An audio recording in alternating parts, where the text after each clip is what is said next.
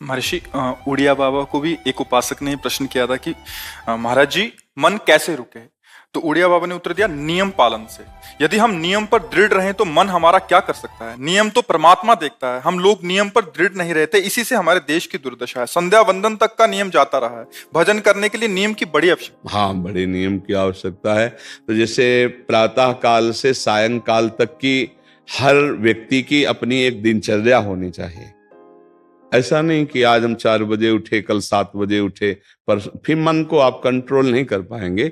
मन के लिए एक दिनचर्या होनी चाहिए कि हमको 10 बजे सोना है, 4 बजे उठ जाना है, तो फिर 4 से 4:15 नहीं होना चाहिए। 4 बजे उठ जाना, ऐसा नियम बना ले। और उठ करके हमको थोड़ी देर नाम जप करना है, थोड़ी देर हमें वाणी जी का गायन करना है, थोड़ी देर हमें ध्यान, एक अपनी दिनचर्या। फिर हम अपने संसार के कार्य के नियम, जो संसार के कार्य हैं, उनको भी करते हुए भगवान को समर्पित करें। जैसे जो पद में है, जो आपको राष्ट्र सेवा मिली है, जो आपको समाज सेवा के पद मिले हैं, या आपको जो घर की सेवा के कार्य मिले हैं, उनमें बहुत धर्म पूर्वक आचरण होना चाहिए। अगर आप अधर्म आचरण करते हैं, अपने पद का दुरुपयोग करते हैं, तो आप सुबह जग करके थोड़ा माला चला लीजिए, फिर भी आपका कल्याण नहीं होगा, क्योंकि आप अपने पद का, अपने सेवा का दुरुपयोग कर रहे हैं। जैसे हम जानते हैं कि अधर्म आचरण है, ये अधर्मी है, हमें पता है दोषी है, और वो हमको कुछ धन दे देता है, और हम उसको मुक्त करवाने की बात सोचते हैं, और जो निर्दोष है उसको फंसा देते हैं। अब तुम चाहे जितना माला चलाने की कोशिश करो या दान पुण्य करो, वो तुम्हारा अधर्म आचरण, वो अधर्म का धन तुम्हें सतमार्ग में नहीं जाने देगा। नियम लेना चाहिए कि जिस पद में है, जिस धर्म में है, जिस कर्तव्य में है, चाहे कुछ भी हो जाए, हम अपने कर्तव्य से विमुख नहीं होंगे। जितना जप महान है, उतने कर्तव्य महान है। दोनों बातें समझना है। जब माला फेरा और इसके बाद बेईमानी, अधर्माचरण, इनका कोई नियम नहीं है कि हमें कैसे चलना है, तो वो माला काम नहीं कर पाएगा, क्योंकि उसका तभी सत्य भाव माना जाएगा माला जपला जब धर्माचरण है। धर्माचरण नियम से।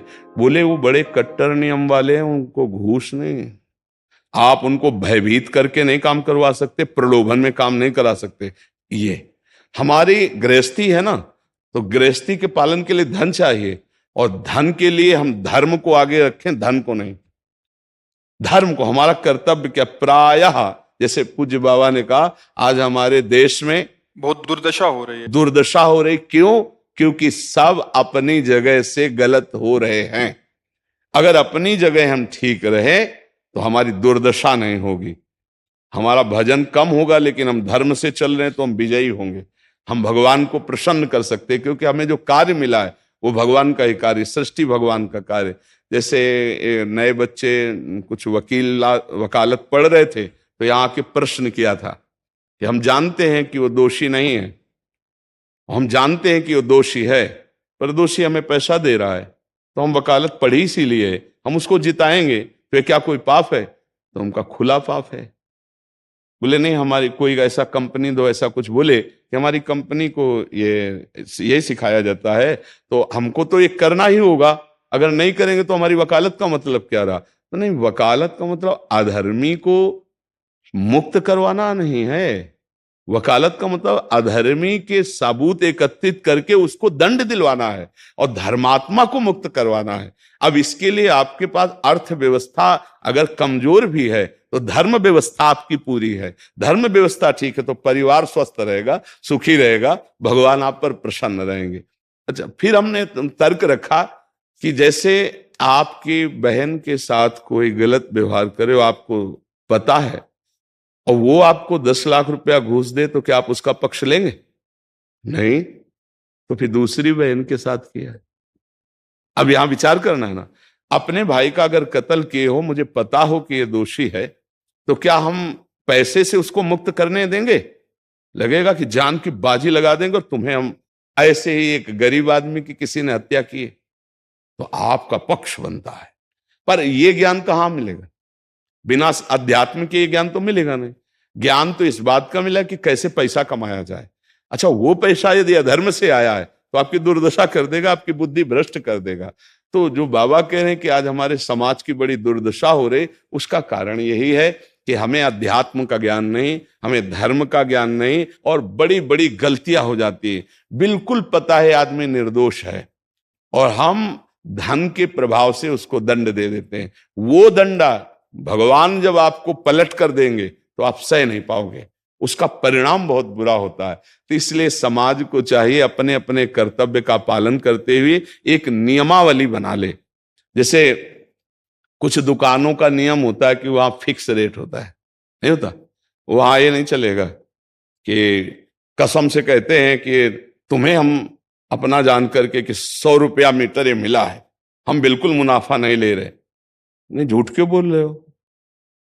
दुकान खोले हो मुनाफा के लिए, झूठ क्यों बोल रहे हो? नहीं लेंगे मुनाफा, हम जितने का लाए हैं उससे मुनाफा लेंगे, पर 120 रुपया मीटर देंगे, कपड़ा बढ़िया है, नाप फिट है, इससे नीचे नहीं उतरेंगे, हमें सफाई देने की जरूरत नहीं है कि हम कसम खाते हैं या ऐसा।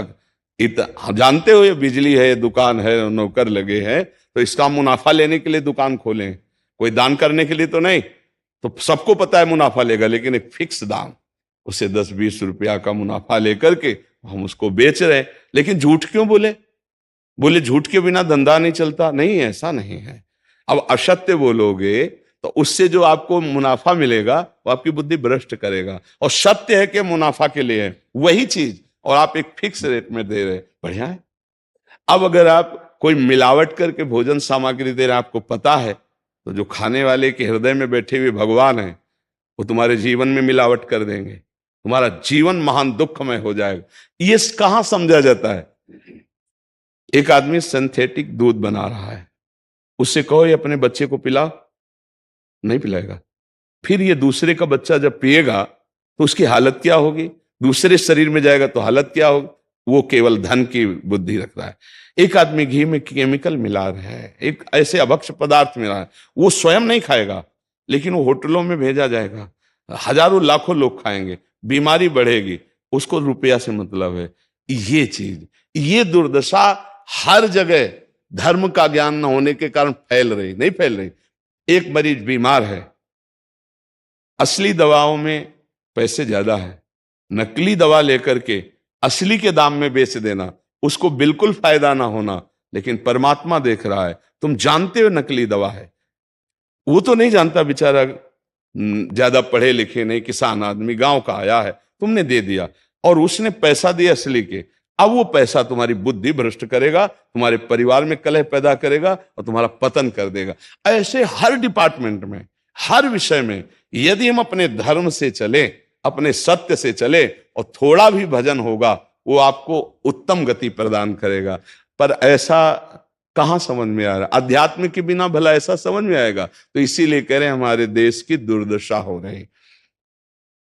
पूर्वजों में पहले यह था कि हमारा धर्म नहीं जाना चाहिए चाहे प्राण चले जाएं, हमारा चरित्र नहीं जाना चाहिए चाहे सर्वस्व नष्ट हो जाए। आज इसकी कोई परवाह नहीं, तो उसी से बुद्धि भ्रष्ट हो जाती है, जीवन एक पशुवत आचरण वाला हो जाता है, और वो अपने को बड़ा सुखी समझने लगते हैं कि हमारे पास बड़ा वैभव है। लेकिन प्यारे, उस दिन को याद करो जिस दिन तुम्हारा आखिरी समय होगा, ना तुम्हारा फार्म हाउस जाएगा, ना महल तुम्हारा जाएगा, ना बैंक बैलेंस जाएगा, ना कोई व्यक्ति, और ना ये शरीर। अब तुम्हारे कर्म तुमको भोगवाएंगे। उस समय की कौन याद करता है? अगर उस समय की याद हो तो भय लग जाए कि नहीं नहीं, पाप नहीं करूंगा, क्योंकि जाना है यहां से। अच्छा, कब जाना कुछ पता नहीं, किसी भी समय ट्रांसफर हो सकता है इस शरीर से। तो हमें लगता है कि महापुरुषों के जो वचन है कि हमें एक नियम से जीवन जीना चाहिए, धर्म पूर्वक जीवन जीना चाहिए, अपने कर्तव्य का पालन करना चाहिए। जो हमारे लिए कर्तव्य, आज प्रायः धन प्रधान बुद्धि होने के कारण कर्तव्य स्वाहा हो रहा है। एक विद्यालय में विद्यार्थी के लिए जो गुरु पद में बैठा, उसका क्या कर्तव्य है? वो अपने कर्तव्य को भूला हुआ है। भला छोटे छोटे विद्यार्थियों को, जिनकी नींव पूरे राष्ट्र सेवा में, समाज सेवा में ये बन सकते हैं, अगर उनको हम सही शिक्षा नहीं दी तो उनका पूरा जीवन बर्बाद हो जाएगा। अगर उनको हम गलत सपोर्ट कर दिए तो उनका पूरा जीवन बर्बाद, क्योंकि नया जीवन है। और जगह जगह अपने अपने कर्तव्यों का यदि पालन किया जाए तो पूरा समाज सुखी हो जाए। लेकिन कर्तव्यहीनता आ रही, कोई अपने कर्तव्य को नहीं समझ रहा है। तो यही बात महापुरुष जनों को दुख लगता है कि अगर सब अपने कर्तव्य का पालन करें, धर्म का पालन करें, भगवान का नाम जप करें तो सब सुखी हो जाए। सुख सब चाहते हैं और आचरण दुख वाले करते, इसीलिए सुख नहीं मिल रहा है, परिणाम में हमें दुख मिल रहा है। सच्ची मानना, वो रुपया पूरे परिवार में अशांति पैदा कर देगा। और धर्म पूर्वक 100 रुपया लाओगे और 4-5 परिवार के बैठ के नमक रोटी खाओगे, आनंद से सोओगे, बड़ा प्यार रहेगा, भगवान की कृपा रहेगी। पर ये बात समझ में नहीं आती है। तो ये वृत्ति अगर छोड़ी ना जाएगी तो कुछ भी कर लो, कहीं भी दान पुण्य कर लो, लाभ नहीं मिलेगा। अगर दान देने की बात कही गई है तो धर्म पूर्वक कमाए हुए धन से। अगर आप मेहनत से कमाए हो ना, 10 रुपया दे दोगे ना, तो 10 रुपये का वो आटा लाके अगर 2 रोटी खाएगा तो खूब वजन होगा। वो आप 1 लाख रुपया बेईमानी कर रख दोगे ना, तो बैठे बैठे वो गंदा ही सोचेगा, भजन नहीं होगा। उसका गंदा सोचना और आपका गंदा करना दोनों मिल करके, उसके कारण भी तो आप बने ना, तो आपका ही पतन हो जाएगा। उसको तो भगवान बचा लेंगे क्योंकि भगवान की शरण में है। तो मुझे लगता है अधर्म के धन से कभी किसी को लाभ नहीं मिलता। तो अपने कर्तव्य का पालन करते हुए यदि नाम जप किया जाए तो बहुत जल्दी हमको लाभ प्राप्त हो जाए। बहुत सुंदर मतलब ये चर्चा होती है, अगर आप लोग इसको धारण कर लें तो निहाल हो जाएंगे। सच्ची कह रहे, ये जो बातें हैं ये बहुत सुंदर जीवन को पुष्ट करने वाली हैं, पर आप धारण कर लें तो बात है। नहीं तो जैसे लाभ दिखाई दे रहा 50,000, तो ये बातें भूल जाओगे, ये बातें अच्छी नहीं लगेंगी। हे यार, बहुत बढ़िया काम घर में आएगा, पर हमारी ये बात ध्यान रखना, वो 50,000 घर में अशांति पैदा कर देगा। सच्ची मानना, आप धर्म से चलना, धर्म से चलोगे तो भगवान तुम्हारी रक्षा में रहेंगे। अधर्माचरण, देखो कैसी कैसी घटनाएं होती हैं। बढ़िया